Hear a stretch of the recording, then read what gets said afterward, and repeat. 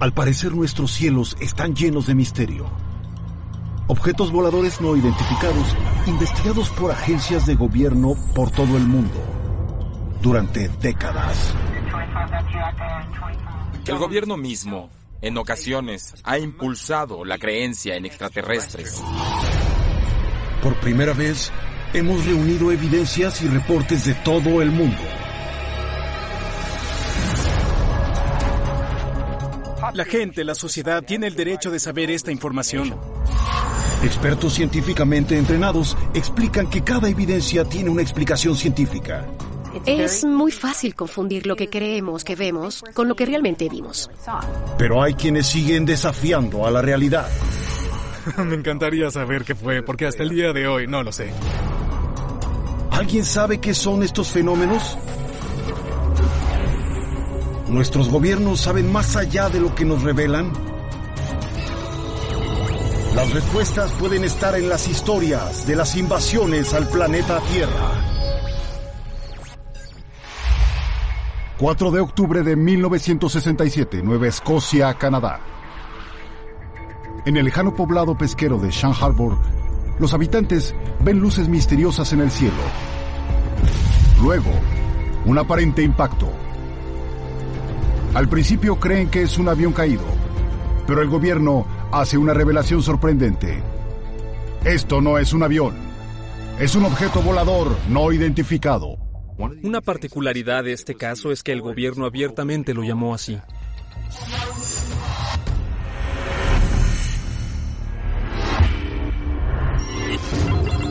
Halifax, Nueva Escocia. En un pequeño suburbio ribereño en Dartmouth, Chris Stiles, entonces de 12 años, estaba en su recámara. Cerca de las 10:30 p.m. me preparaba para dormir. Era más tarde de mi hora normal y por casualidad miré por la ventana trasera de mi casa. Cuando miré vi una esfera anaranjada, opaca, bastante grande, que viajaba a lo largo de la costa. Supe de inmediato que era algo extraño y quise investigar. Chris salió corriendo de su casa hacia la playa tan rápido como pudo. Me topé con una esfera de 18 metros que giraba en silencio encima del mar.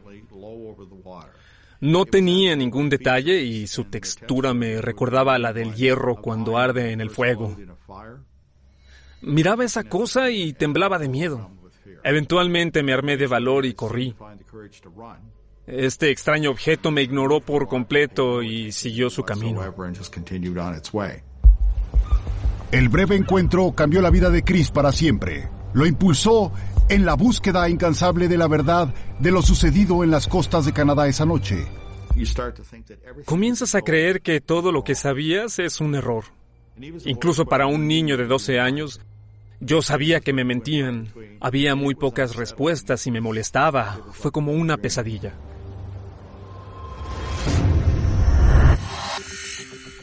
Décadas después, la investigación de Chris lo llevaría a un lugar a 260 metros al sur llamado Shank Harbor. Ahí descubriría que una historia similar había ocurrido exactamente al mismo tiempo que su encuentro con el ovni. Chris buscó a varios testigos y se sumergió en los archivos para saber lo más posible sobre el incidente.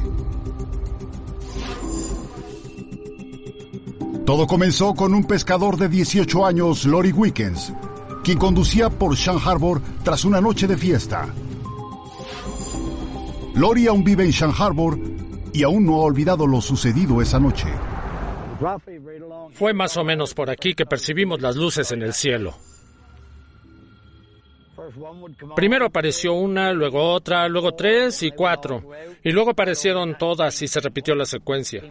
Parecía que estaban en línea y no tan lejos. Mientras Lori conducía por la costa desértica, las luces parecían acompañarlo durante algunos kilómetros. No se oía el motor o que hiciera algún ruido. Cuando llegamos por aquí, giró aparentemente unos 45 grados. La luz parecía dirigirse hacia el agua. Lori perdió de vista el objeto al descender el límite forestal. Luego, impactó contra el océano. Creyendo que un avión había impactado, Lori conduce rápidamente hacia una caseta telefónica y llama a la RCMP, la Real Policía Montada de Canadá. Inicialmente consideran la llamada falsa. Por desgracia, Lori tenía mala reputación y cuando le preguntaron si había bebido, dijo, no lo he hecho. Él les dijo, deben venir, aquí hay algo en el agua. Y ellos dijeron, bien, lo investigaremos. En cuanto la policía colgó, se recibieron otras llamadas describiendo eventos similares. Los que llamaron a la policía dijeron que habían visto luces o que quizá un avión había impactado. Se preocupaban por los sobrevivientes.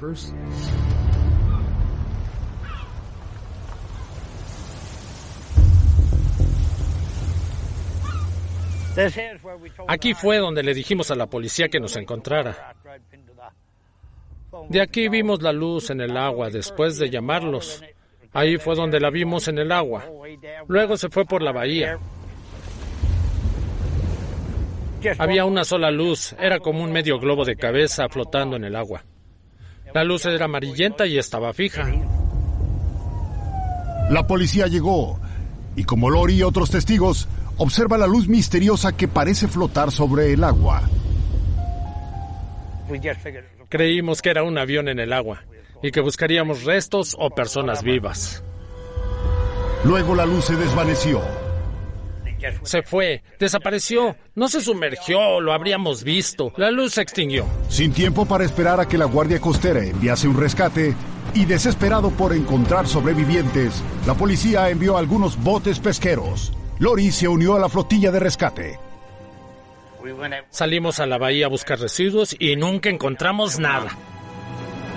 Todo lo que encontraron fue una espuma extraña. Era amarilla. Algunos dicen que olía a azufre, otros que no olía a nada. Se intentó tomar una muestra, usaron una red, pero en cuanto juntaban la espuma simplemente se disipaba y no quedaba nada. La búsqueda terminó por la mañana, sin señal alguna de un avión o de otra cosa. El ejército canadiense ordena entonces una búsqueda submarina a cargo de la Fuerza Marítima. Esto duró algunos días. Al término del domingo, la búsqueda concluyó, reportando ningún resultado. En cuanto a los habitantes y a Lori, el misterioso objeto es una especie de nave. Pero comienzan a difundirse rumores de que no se trataba de un avión. Pasaron 3 días y luego vi a un oficial de la montada en Barrington en Los Bolos y me dijo, ¿sabes lo que viste? Le dije que no y él dijo, un ovni. Yo dije, ¿qué es eso? Y él me lo explicó y así supe que era un ovni. Esta idea de las autoridades se difundió y la historia impactó en la prensa. El incidente de Shag Harbor salió en primera plana. Tuvo cobertura nacional en la cadena CBS y de hecho siguió vigente en la prensa extranjera y en algunos artículos. De los eventos de esa noche, incluso se hizo un cómic. Pero a pesar del frenesí, la historia fue olvidada. El gobierno cerró su búsqueda, las cosas siguieron su curso y la gente de Shag Harbor regresó a su vida normal. Cuando hablaban de eso, encogían los hombros y decían, me pregunto qué fue eso, y pasaban a otra cosa. Pero para Chris Stiles, los eventos del 4 de octubre de 1967 nunca desaparecieron. El misterioso impacto en Shag Harbor y su propio encuentro ovni de esa noche siguen atormentándolo. 25 años después, lanzará su propia investigación. Más tarde, revelaremos la impactante evidencia que descubrió. Mientras la investigación se llevaba a cabo en Shag Harbor, había otra búsqueda simultánea.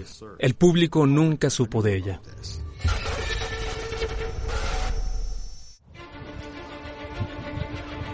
Un marinero experimentado ve un objeto volador en el cielo.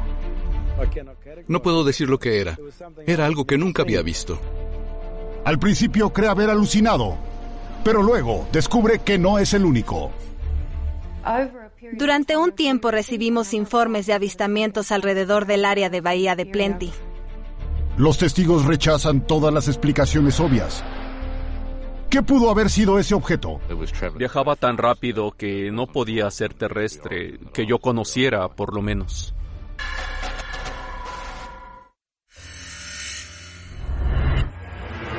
Tauranga, Nueva Zelanda, 9 de marzo de 1995. Un empleado del puerto local, Bill McKinnon, está pescando en la tranquila bahía de Plenty, en Nueva Zelanda. El día estaba soleado como hoy. No había nubes. El día ocurre sin incidentes hasta la 1:15 p.m., cuando Bill ve algo por el rabillo del ojo. Volteé y vi un objeto extraño en el cielo, yendo del noreste al suroeste. Parecía una esfera brillante, blanca o plateada, pero tenía un brillo enfrente, como cuando la proa de un bote corta el agua. Y giraba así, enfrente, en forma muy notoria. El objeto parece moverse a gran velocidad. Deja una estela blanca fantasmal. Y sin embargo, no hace ruido. Sé lo rápido que vuela un avión, y eso iba mucho más rápido que uno. No puedo descifrar lo que vi. En definitiva, fue un objeto volador no identificado de gran tamaño.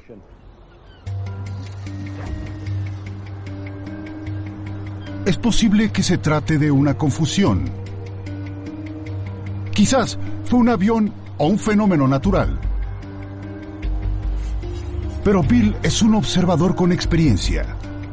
Una de sus tareas en el puerto es proveer de información al sistema meteorológico de Nueva Zelanda, un papel que requiere un conocimiento detallado de lo que hay en el cielo. Para hacerlo, nos enseñaron cómo dividir el cielo. Con cielo nublado o medio nublado, hay que ser detallista al dar una descripción, y yo aprendí a observarlo. Perplejo por el avistamiento, Bill contacta a un grupo de investigación ovni local dirigido por Susan Hansen. Hansen cree en la existencia de extraterrestres en la Tierra. Su grupo se especializa en avistamientos de pilotos y expertos en aviación. Nueva Zelanda tiene una vasta historia de avistamientos aéreos. Ha habido avistamientos conocidos mundialmente que involucran pilotos y controladores de tráfico aéreo. Pensé que era un área que necesitaba ser estudiada por la alta credibilidad que tiene el asunto en la opinión pública. Y le hizo a Bill una impactante revelación. Él no está solo. A 100 kilómetros tierra adentro, en el poblado de Hamilton, otro testigo ha visto algo ese día. El controlador de tráfico aéreo Graham Opie. En 1995 dirigí la torre de control en el aeropuerto de Hamilton. Era responsable de las operaciones de la torre de control. Entonces era un controlador de tráfico aéreo y también un piloto comercial. El 9 de marzo del 95, Graham estaba de guardia en la torre supervisando un grupo de controladores de tráfico aéreo. Estaba viendo hacia el sur de la torre de control cuando observé una luz brillante que me deslumbró. Era como si alguien estuviese reflejando el sol en un espejo hacia mí. Era en extremo brillante, con una estela anaranjada y roja, y era muy veloz. De inmediato, Graham avisó a sus colegas en la torre. Lo primero que dije cuando vi el objeto volar por el cielo fue: oigan, ¿vieron eso? Y ambos dijeron que no, por desgracia. Así que no tengo testigos, pero sabía lo que había visto. Los compañeros de Graham quizás no vieron al objeto con sus ojos, pero el radar ¿lo habrá captado? Tenemos contacto directo con el Centro de Control de Tráfico Aéreo en Auckland, en donde tienen un radar. El controlador de radar dijo que no había objetivos en el sur de Hamilton. No había testigos ni evidencia por radar. En ese punto, Graham piensa que es el único que ha visto el extraño objeto. Luego recibió una llamada de Susan Hansen. Ella le explica que su avistamiento no era único, sino uno de una serie de eventos similares. Supimos que fue reportado en los diarios y que cientos, mejor dicho, miles de personas lo vieron. No sabía lo que era. Algunos creyeron que era un jet. La gente no creyó que fuese un meteoro o un cometa. Era totalmente silencioso y había cubierto una gran distancia en la isla norte central. Una vez que Susan me contactó, solicitó que hiciera una investigación meticulosa del avistamiento. Graham unió fuerzas con Susan. y juntos fundaron el grupo de investigación ovni Ufocus Nueva Zelanda. Se convirtió en un entusiasta de los ovnis y decidió llegar al fondo del incidente.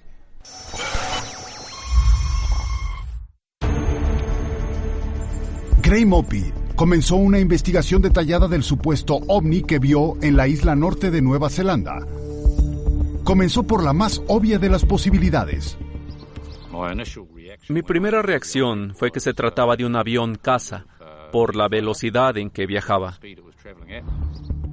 Esa teoría también explicaba una de las observaciones de Bill, que observó un efecto de oscilación como una onda de proa enfrente del ovni.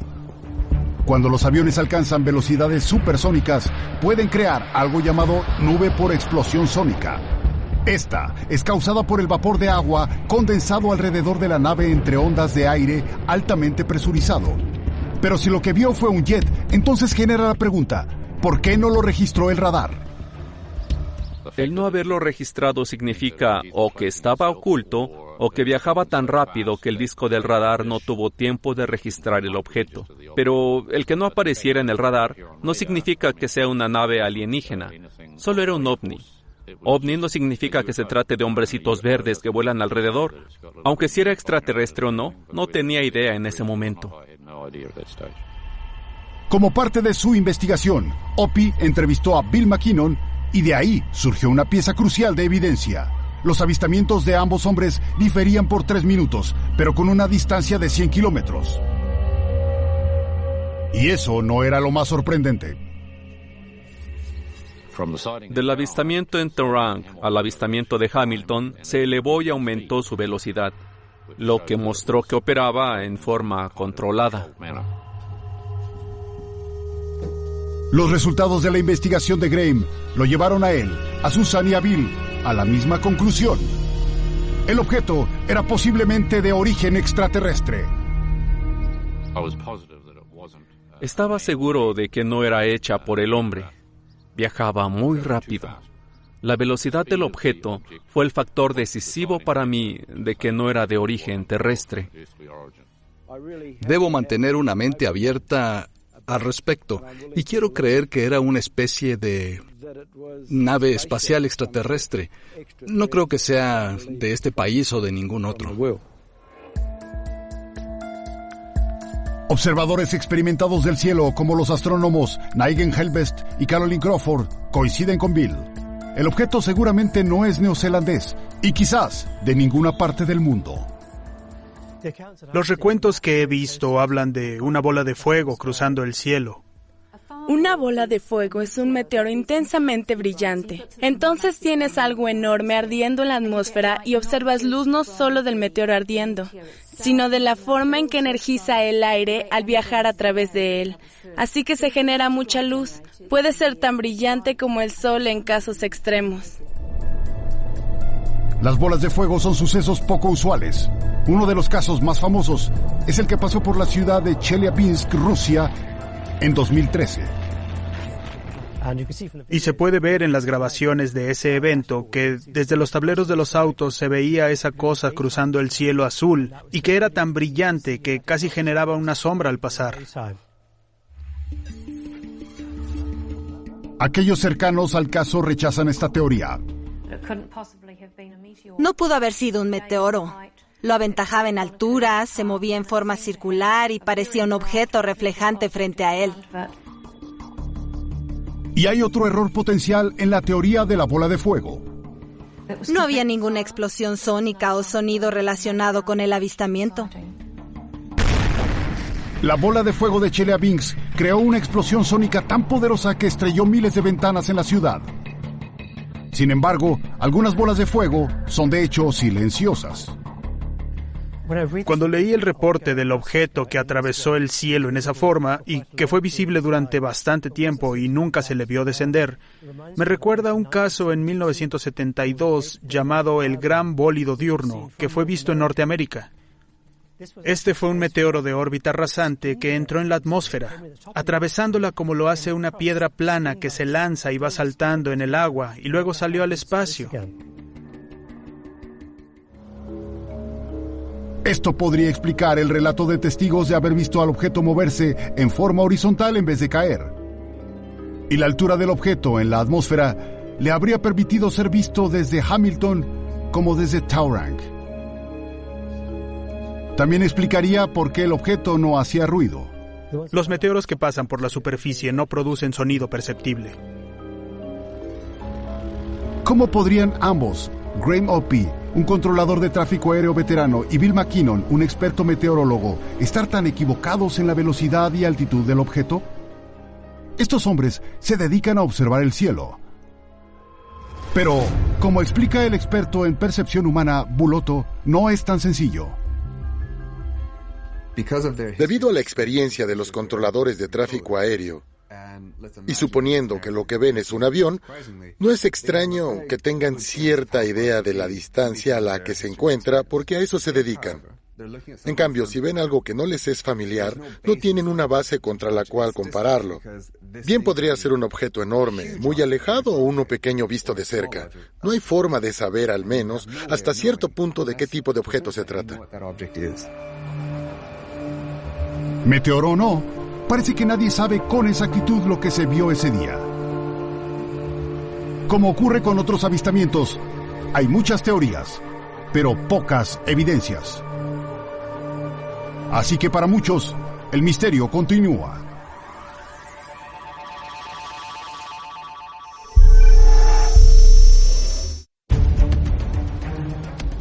En Nueva Escocia, Chris Stiles investiga un incidente misterioso de finales de 1960.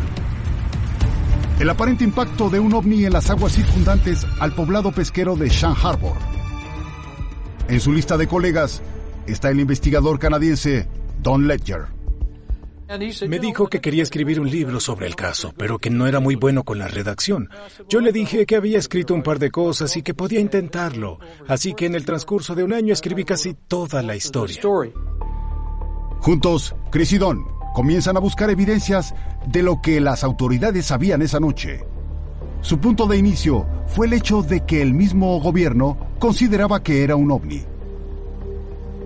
Fue una de las cosas únicas del caso. Fueron las autoridades quienes respondieron, quienes al día siguiente lo llamaban claramente así. El Chronicle Herald, aquí en Halifax, el diario más importante de esta región, publicó los títulos en color rojo: Posible impacto de ovni en Shan Harbor. Armados con esa información, comenzaron una búsqueda detallada en los archivos por la fuente de la declaración. El gobierno canadiense afirma que solo existe un documento accesible en los archivos nacionales, pero Chris Stiles dijo haber visto varios ahí y en otros lugares. Lo que un investigador busca en un caso ovni son dos cosas. Se buscan incidentes muy extraños y una alta credibilidad. Y cuando te topas con un caso como el de Shan Harbor, sabes que tienes en las manos un incidente interesante. Uno de los primeros documentos que dicen descubrir parece ser una prueba irrefutable. Vimos el telegrama que enviaron en donde ordenaban una búsqueda submarina con las iniciales OVNI en mayúsculas y subrayadas. He visto en miles de documentos similares, pero nunca había visto uno como ese. El hecho de que el gobierno estuviese tan interesado en el OVNI impulsó a Chris y a Don a seguir su búsqueda. No había naves extraviadas que pudieran haber confundido en la costa este de Canadá o en el área de Nueva Inglaterra en los Estados Unidos. Cada pedazo de evidencia que encuentran parece confirmar la teoría de Chris y Don. El Centro de Coordinación de Rescate condujo una investigación preliminar y eliminó la posibilidad de que el avistamiento fuese de una aeronave, una bengala, bote o algún objeto conocido. El gobierno de entonces y los investigadores no creyeron que hubiese una explicación racional posible. Pero la evidencia por escrito se acaba rápidamente. Sin embargo, Chris está convencido de que la verdad sigue oculta.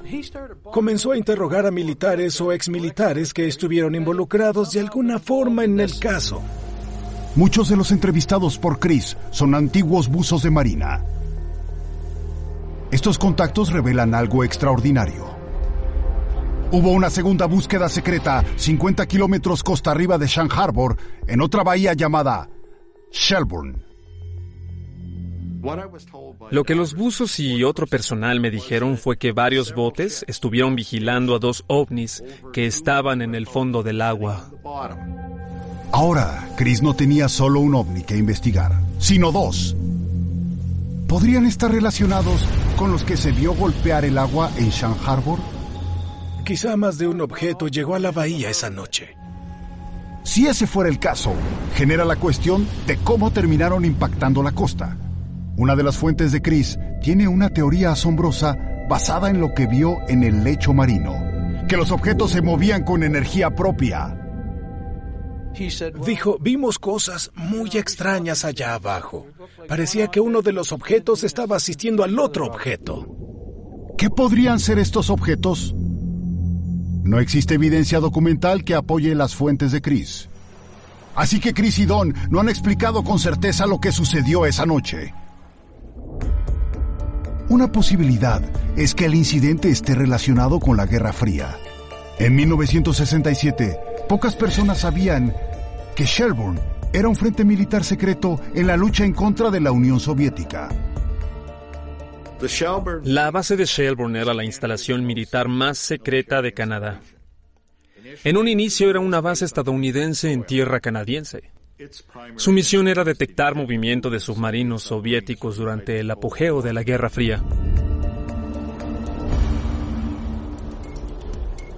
No es sorprendente que un ovni próximo a una base naval importante generase una acción militar firme en plena Guerra Fría. En especial si una herramienta de tecnología militar había impactado. El historiador en aviación Peter Merlin explora esta posibilidad. A finales de los 60, los Estados Unidos y los soviéticos desarrollaban aviones de combate y bombarderos avanzados, naves de reconocimiento a gran altura y satélites espía. Si se trataba de tecnología estadounidense que cayó del cielo, es posible que el gobierno hubiese querido recuperarla, puesto que era clasificada y no querían que la gente supiera o querían evitar sentirse avergonzados. Una de las explicaciones surgidas es que quizás lo que se vio era un dispositivo militar estadounidense ultrasecreto. Esto es muy extraño porque si se está probando una nave, no se prueba en un área poblada. Tampoco se le pondrían luces. No se haría evidente. Muchas veces estas cosas son supuestamente identificadas, o la gente dice que son naves militares experimentales, pero no realizan lo que una nave militar experimental haría. Si Don y Chris tienen razón, si los objetos vistos en Nueva Escocia no son aeronaves, entonces existe la posibilidad de que vinieran del espacio. Según la doctora Alice Gorman, experta en residuos espaciales, no tiene que ser una nave alienígena, sino parte de una hecha por el hombre, una parte de la llamada basura espacial. A finales de los 60, había al menos 1,000 objetos en la órbita terrestre conocidos. Se trata de mucha chatarra que está allá arriba y que potencialmente podría regresar. Además, no es inusual ver partes de basura espacial regresar a salvo a Tierra. El objeto más común que ha regresado intacto son las esferas de titanio presurizadas que forman parte del sistema de inyección de combustible. Una esfera de titanio presurizada se acerca mucho a la descripción del objeto esférico visto por Lori Wickens en la bahía esa noche. Sin embargo, para bien o para mal, los que conocen el caso rechazaron esta teoría. No era un meteorito ni era basura espacial. No habría tenido ese color. No creo que fuera basura espacial. Lo habrían sabido. Nos lo habrían dicho. El gobierno canadiense comunica este tipo de cosas. Un ejemplo claro es lo que ocurrió a mediados de los 70, cuando un satélite nuclear soviético, el Cosmos 954, entró en la atmósfera sobre el Ártico canadiense y se impactó, dejando una gran huella en residuos radioactivos. Todo se comunicó al público. Ellos fueron muy abiertos acerca del tema. Creo que si algo similar hubiese pasado, habrían tenido la misma reacción en los 60 que la que tuvieron en los 70. Una última explicación que ha surgido muchas veces sugiere que las luces vistas en el cielo no eran más que una serie de bengalas siniestras. Los habitantes de esta comunidad pesquera se burlaron de esta teoría. Una bengala no permanece en el aire y no tiene 4 líneas juntas. Sube y baja y es o roja, brillante o blanca. No quisiera que quienes creen que fue una bengala vinieran a rescatarme. Sin embargo, hay diferentes tipos de bengalas. Y algunas sí van en línea cuando vuelan por el aire. David Higgins, un piloto de helicópteros con más de 8,000 horas de vuelo, nos explica. En cuanto a las bengalas, muchas naves militares tienen la capacidad de lanzarlas. El propósito de estas es evitar el sobrecalentamiento en la búsqueda de misiles infrarrojos. La mayoría son de magnesio y operan a miles de grados Celsius, pero la apariencia de las bengalas es peculiar. Tienden a explotar fuera de la nave en hilera, así que podría parecer que se trata de una serie de luces. Décadas más tarde, el misterio aún rodea el incidente. El Departamento de Defensa Nacional canadiense ha declarado oficialmente el avistamiento como no resuelto. Tengo la certeza de que lo que haya causado lo visto esa noche debe ser algo fuera de lo normal. No les diré que se trata de hombrecitos grises de Zeta Reticuli o Alpha Centauri, no lo sé. La escasa investigación gubernamental indica que los eventos de esa noche en 1967 pudiesen no tener nada de extraordinario. Chris, sin embargo, seguiría investigando hasta encontrar la verdad. Solía sentirme frustrado, ya no lo estoy. Acepto la incertidumbre que tengo ahora. Me gusta. La Fuerza Aérea iraní envía cazas a investigar reportes de luces inusuales en el cielo. Y los pilotos se enfrentan a un encuentro en pleno vuelo. Sentí mucho miedo. Creí que habían lanzado un misil. ¿Qué sucedió en los cielos de Medio Oriente esa noche? ¿Qué sabe el gobierno estadounidense de eso? Se envió un extenso expediente a muchos departamentos del gobierno estadounidense. Había muchos documentos en el expediente del caso que no fueron publicados.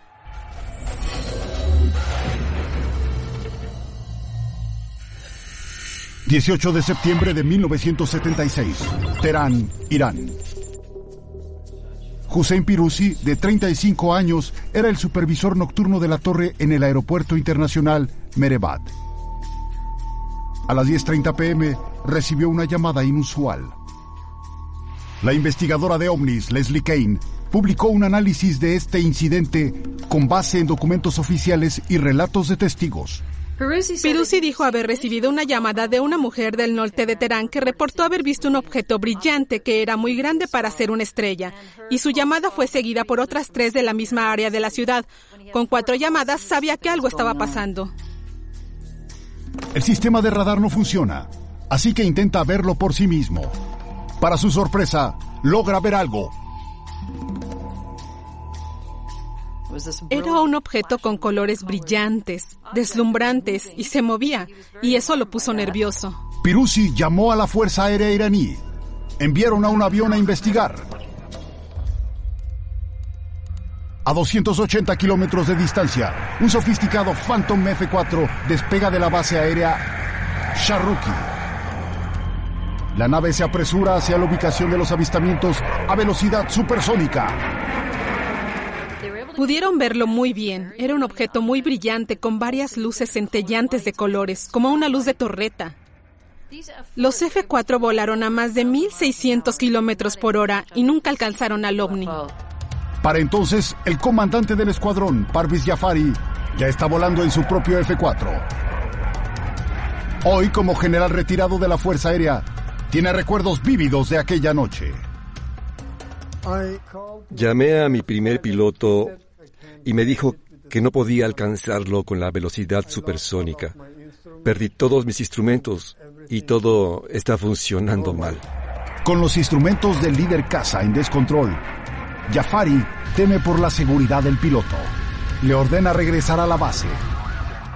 Cuando regresaba, me dijo que veía el objeto frente a él. ¿Dónde está?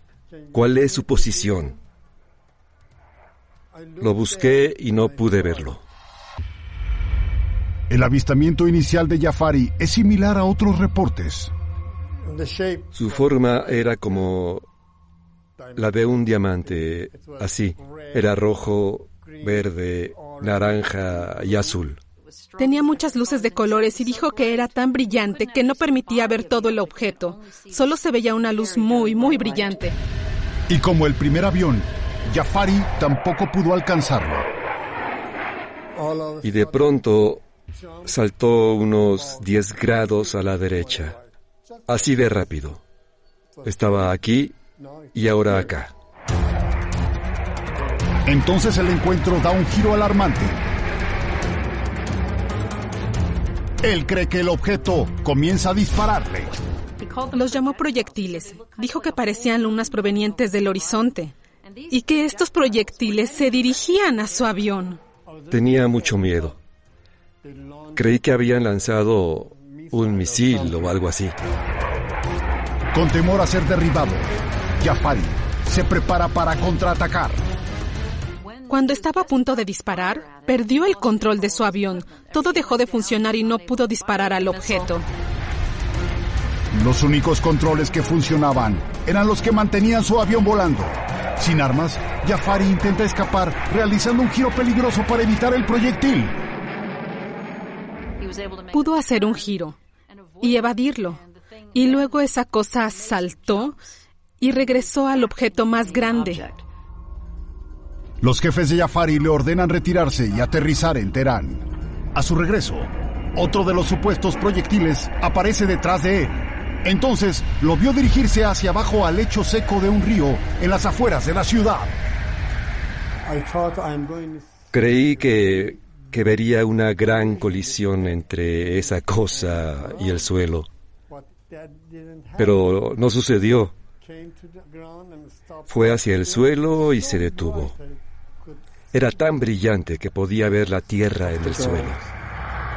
Luego, el proyectil se desvaneció misteriosamente y el objeto grande con las luces también lo hizo. No había marcas en la tierra, ni fuego, ni nada.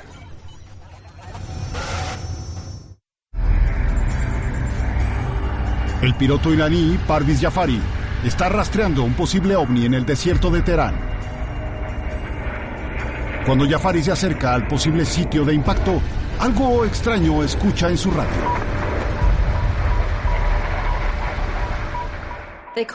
Se llama señal de alarma cuando alguna nave envía una señal de que algo impactó en el suelo para que sea localizable. Y por alguna razón, cuando esa cosa descendió, se generó una alarma. Otro avión reportó haberla oído también. Con una señal aparente en su ubicación del objeto, Jafari puede finalmente aterrizar. A primera hora, se une a los grupos de búsqueda y rescate del objeto. La alarma aún sonaba. Así que fuimos, pero no había nada. Nada en absoluto. Ese día, Jafari fue interrogado por oficiales superiores. Nos llamaron a las oficinas de la Fuerza Aérea. Ahí me entrevistaron. Les dije todo lo que vi. Y vi a un coronel estadounidense que estaba en la esquina de la habitación. Tomaba notas. Al momento del incidente, la revolución islámica estaba a más de 2 años de distancia. Bajo el antiguo régimen del Shah, Irán era un aliado de los Estados Unidos en contra de la Unión Soviética. Los consejeros militares estadounidenses eran comunes en las bases iraníes. Durante la tensión de la Guerra Fría, el encuentro de Jafari llamó la atención de uno de los consejeros. Tras oír el relato de Jafari, escribió un reporte que llegó a manos de varios legisladores importantes en Washington, D.C. Este memorándum se envió a varios departamentos del gobierno estadounidense, la Casa Blanca, la CIA, el Departamento de Estado, una lista de oficinas importantes. El documento da una amplia descripción del incidente, pero no proporciona una conclusión. El análisis del caso lo refirió como un ovni, así que nunca pudieron explicarlo. Se registró como algo no identificado. Al parecer, no hay dudas de que mucha gente vio algo y de que fue investigado tanto en Irán como en Washington. Pero, ¿qué pudo haber sido? Una posibilidad es que la fuente de los avistamientos fuese una aeronave. ¿Podría este objeto ser de procedencia estadounidense o rusa? El historiador en aviación, Peter Merlin, considera lo siguiente. Considerando las relaciones entre Estados Unidos e Irán en ese tiempo, creo poco probable que los estadounidenses estuvieran realizando operaciones militares en cielos iraníes. Sería más plausible que fuera un vecino enemigo como Irak, que podría haber sido provisto por los soviéticos con dispositivos electrónicos bélicos. Un dispositivo electrónico bélico podría explicar el mal funcionamiento de los F-4. Hay muchos tipos diferentes de productos de aeronáutica que pueden entorpecer la comunicación o el rastreo de radar. Pero Parviz Jafari, un aviador de combate con experiencia, rechaza esta idea. Se puede entorpecer la función del radar, pero no el sistema de misiles ni tampoco el sistema de instrumentos. Si no había intención de desarmar el sistema del avión, entonces quizá el descontrol fue el resultado de una explicación más sencilla. Otro piloto experimentado, David Higgins, cree que es una posibilidad. Los instrumentos de aviones y radios están alimentados con electricidad. A veces, si se tiene una falla en la barra de distribución o en el generador, se puede perder ciertos instrumentos y parte del sistema de navegación por radio. Las fallas técnicas suceden y existe la posibilidad de que ambos aviones sufrieran la misma falla. Aún así, ninguna falla puede explicar lo más sorprendente del incidente: las luces brillantes vistas por Jafari y otros testigos. El astrónomo Nigel Helbest cree saber lo que las luces pueden ser. Una pieza bien documentada de basura espacial. Entre las partes más grandes de basura espacial que pueden regresar a la Tierra, hay partes de cohetes que lanzan satélites en el espacio. Y coincidentemente, en esa noche, hubo una luz que se vio en Marruecos, donde hubo reportes de ovnis, y resultó que era el motor de un cohete ruso que había estado en órbita. Con frecuencia, cuando los objetos arden en la atmósfera, brillan con varios colores. Al pasar por la atmósfera terrestre y arder, si tienen ciertos elementos, por ejemplo cobre, los hará verse verdes. También si incendian los gases terrestres de cierta forma. Si hay oxígeno, brillarán en verde al atravesar el área, o rojo si es una región con nitrógeno. David Higgins cree que hay una razón por la cual el descontrol del avión ocurrió cuando aparecieron las luces. Podría, claro, ser una coincidencia.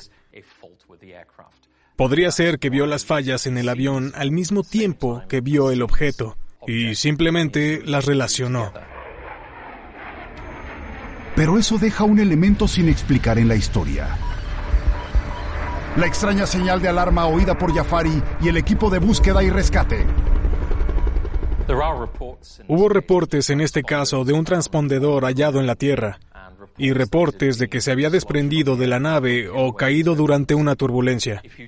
Si se encontrase un transpondedor en el suelo, se esperaría verlo como restos de un impacto de avión. No se encontraría solo el transpondedor. No hay explicación alguna para lo que ocurrió en los cielos de Irán esa noche. Puede ser una extraña coincidencia, pero el misterio continúa cautivando a creyentes y escépticos por igual. Está tan documentado, hubo tantos testigos, y por estar tan documentado y ser tan asombroso, en verdad es uno de los casos más interesantes que se han registrado, en mi opinión.